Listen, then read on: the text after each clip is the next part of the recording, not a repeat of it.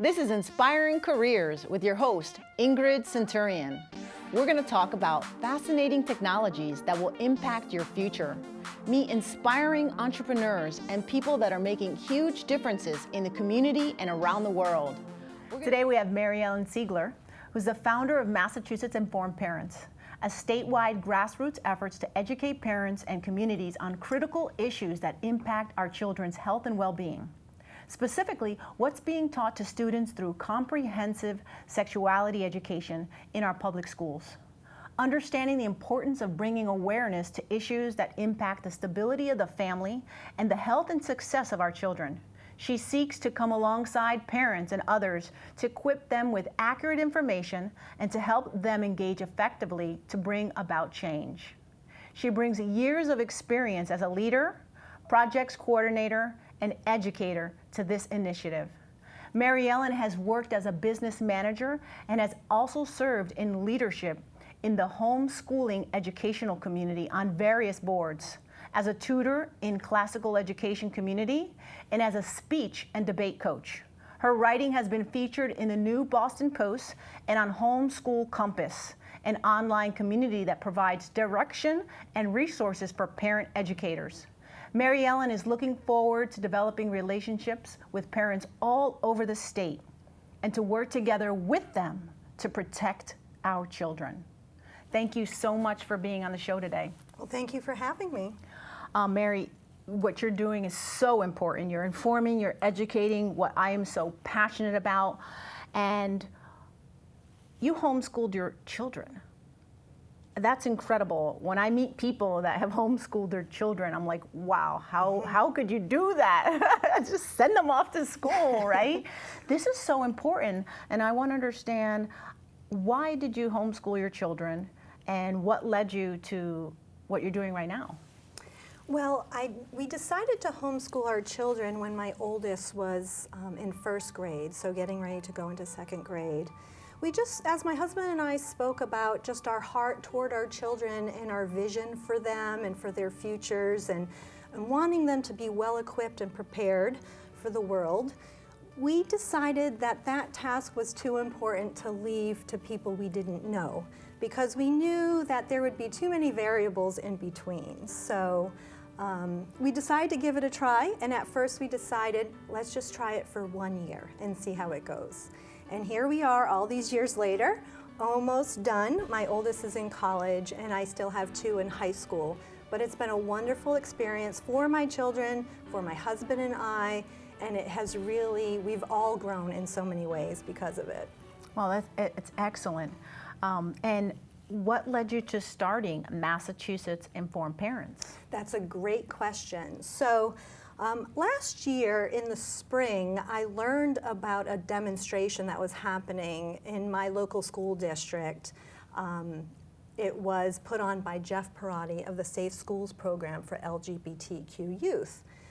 Jeff works in coordination with the Massachusetts Commission for LGBTQ youth, and both groups work with the Department of Elementary and Secondary Education here in Massachusetts. So this presentation was supposed to be about creating safe spaces for all students in our schools. And so I thought, well, that's something I can get behind because I want all students to be safe. And so I thought that I would go and check out the presentation. So what I found out was that it actually had very little to do with an anti-bullying program and creating safe spaces, and it had much more to do with inserting unhealthy ideas about gender identity in our schools. And really, it became evident that it was a vehicle for introducing all sorts of ideas that parents might find objectionable. And so many parents are working. They are not involved with their children. And this is so important that we know what's really going on when they label a program. Did you say this was called SAFE? Right, yes, exactly. So you think that safety, I was in the military, I know that, in the Army, we're all safety officers. Safety is not the number one thing that we are always looking at. We want to protect our soldiers. We want to protect our children. And you found out information that you didn't agree with, that you were not happy with. And I want you to share that with us today. So tell us, what is Comprehensive Sexuality Education? Right. So this, after attending this presentation, kind of got me doing some deeper research about what was happening in the schools around the issues of sexuality and gender specifically. And so what I discovered was that there's a very specific type of sex ed curriculum being pushed in our schools called Comprehensive Sexuality Education. And I soon discovered that even though it was wrapped up in some really wonderful descriptors that maybe nobody would suspect that there was anything going on behind the scenes, what I started to uncover was very explicit and graphic information and content that was being presented to our kids in the public school. And is this in the Massachusetts schools? It is. It's in many school districts already, all across the state. And what is specifically in the curriculum? So, for instance, there are actually several what's called Comprehensive Sexuality or CSE curricula that has been approved by the Massachusetts Department of Elementary and Secondary Education. Some of these include Planned Parenthood's Get Real curriculum. Our Whole Lives is another curriculum. Informed and in Charge is another curriculum, not on the list that's approved by DESE, but is being taught in the schools. So for instance, now on this, you know, the average parent, when we say curriculum, we don't look to see what are they going to teach every day in English, like what are you covering? Exactly. I mean, I remember growing up and my mother would say, oh, what did you learn at school today? And the usual answer is, nothing. Right. And anyway, she was working 2 or 3 jobs all the time, so it's not like she was very involved. She was too busy working, single mom. Right. And when we talk about now curriculum, it's so important that we explain to parents, we're going to show you today what is in these curriculums. And Yes. it may be shocking to you. Yes. And some of the material is very graphic. Yes, and so as I have been working on this issue here in Massachusetts and trying to educate parents on what is really happening and getting accurate information from the schools, as I'm contacting and as I'm encouraging parents to contact their school district, what's coming back is just an outline of topics that are being covered. So they're not really revealing what the true content is. So I have been uncovering what some of that true content is. For example, the Get Real curriculum that's being promoted by Planned Parenthood, it's produced by Planned Parenthood. So in their 6th grade material, which is students that could be as young as 11 years old, it discusses getting a girl drunk so a boyfriend can make out with her. It introduces masturbation by an older brother. It involves scenarios with sexually active older siblings, making younger children keep it a secret from parents. So there's role play included. There's explicit sexual situations that are described. And it's really serving to sexualize children. At 11 years old. At 11 years old. They're talking about alcohol? Yes, and what I also found is that in the Get Real Planned Parenthood curriculum, they refer students to outside websites and also books and resources. One of the books that they refer in children to 12 years old in the 6th grade curriculum is a book called It's Perfectly Normal. Now this book has 67 nude illustrations in it that include illustrations of adults having sex, includes a picture of a man putting on a condom, and teens masturbating. So I think if most parents knew what was really happening, that they would not agree. Now, how many hours is dedicated to this type of education?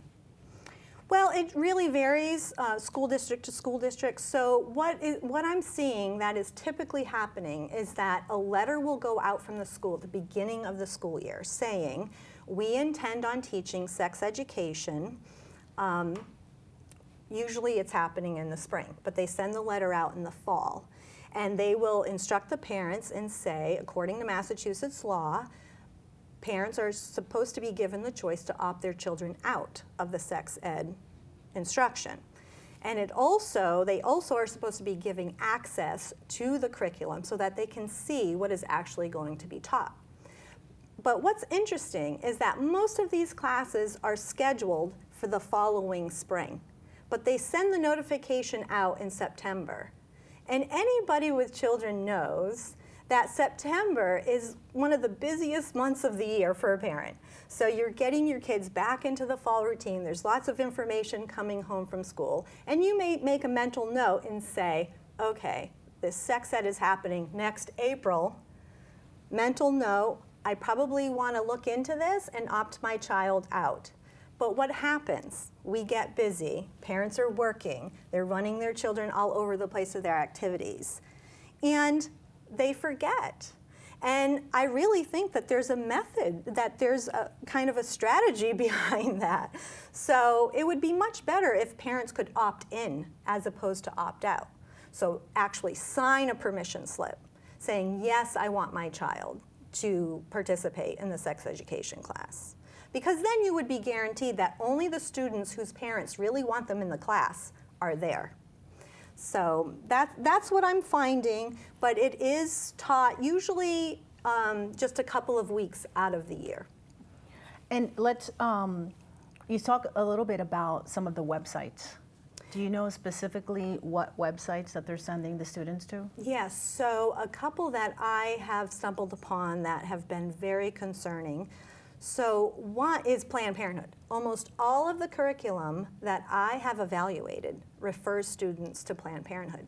Now on the Planned Parenthood website, they have a chat bot called ROO, R-O-O, and children can actually ask ROO any question they want. And the information that's coming back is really shocking. And so I typed up a question, and it was an explicit question that I asked.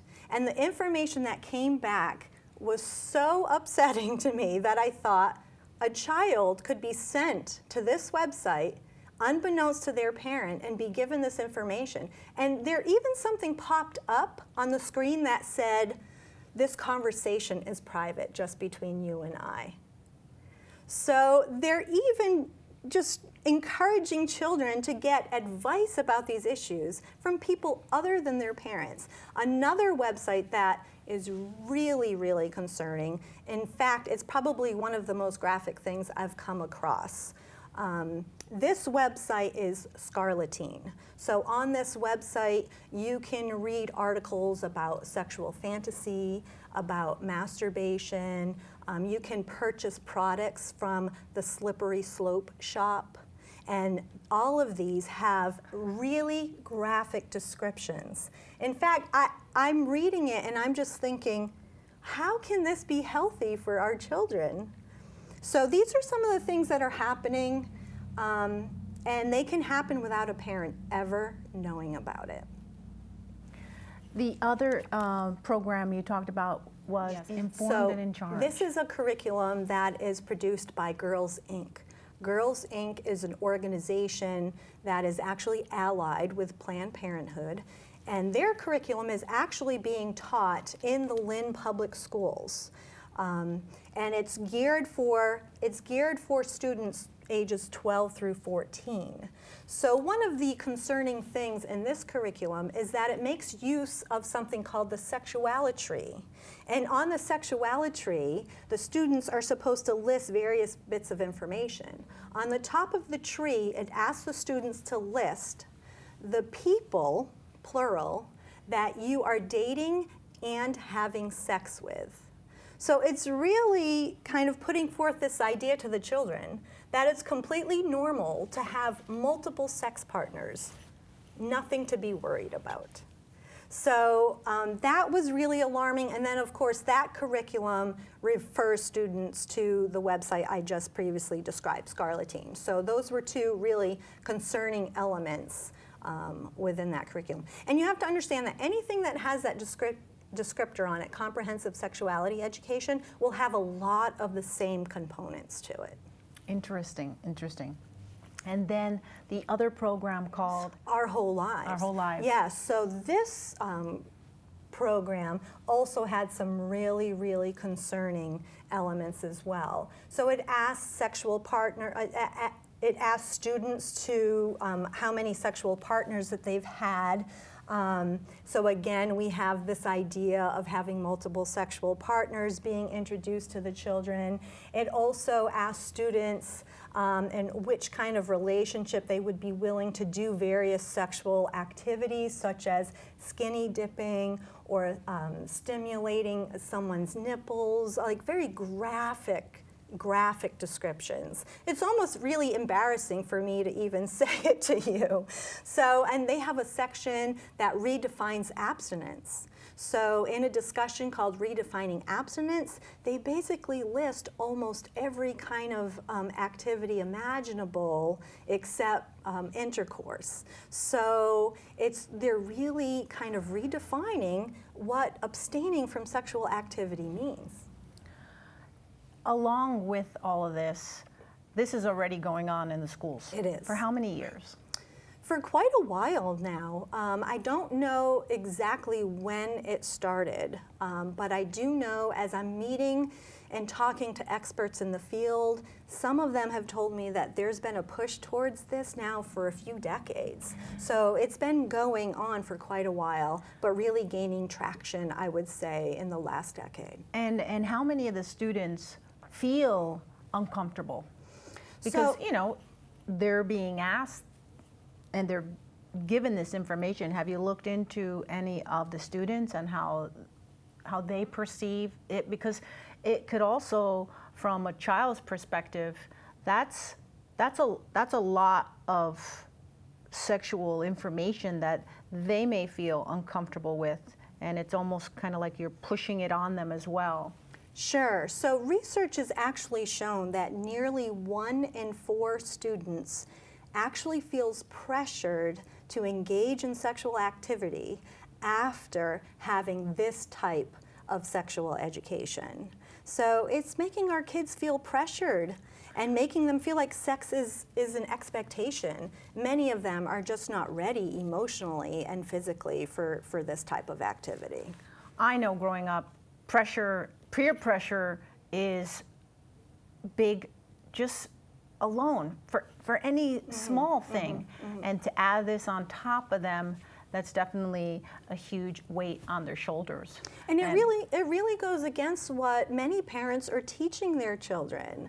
You know, to delay sexual debut, because even studies have shown that if they the sooner that a child participates in sexual activity, other unhealthy behaviors really follow as well. So we really have to fortify our students with good information and information that encourages them to make healthy choices so that they can set themselves up for success. And lastly, let's talk about the legislation that is going along with this effort. Yes, so the Healthy Youth Act, which I'm actually calling the sex ed mandate, actually just passed the Senate a few weeks ago. It has not been brought forth yet to the House for a vote. Hopefully it will not come to the House for a vote. But this legislation has been around for about 8 or 9 years now. So there are groups like Planned Parenthood and others who are really lobbying hard for this legislation. So what this would accomplish, it would, for school districts already teaching sex ed, it would mandate that this very specific type of sex ed be taught, that CSE be taught. So, and they will say, senators have argued, oh no, this is not a mandate, school districts will not have to teach sex ed, but they know most school districts in Massachusetts are already teaching sex ed. So they understand that this legislation, should it be passed, would mandate a specific type of sex education. And it would absolutely take local control away from school districts. Because now, if this passes, a school district who chooses to teach sex ed, they would only have their choice from CSE curriculum. And then when the parents show up to the school district and say, we don't want CSE, we'd like a healthier approach. We'd like a different approach to sex ed. We don't want CSE. Now the school officials will say, sorry, these standards are coming down to us from the Department of Education. And when they go down to when the parents approach the Department of Education, they will say, sorry, we are obeying the law because it is mandating that we teach CSE. So it really is kind of a sneaky way to pass a mandate. And people need to really be aware of what the strategy is here. And we need to keep control local so parents can have a voice locally. And what do parents need to do? What should they be doing about the Healthy Youth Act and preventing that from moving forward? Yes. What can parents do? What can we all do as voting citizens and community members and people out there who feel that safety is very important, safety, education for our children? Yes, great question. So in regard to the legislation, they need to contact their representatives and make sure that they oppose the Healthy Youth Act. Encourage them to oppose it.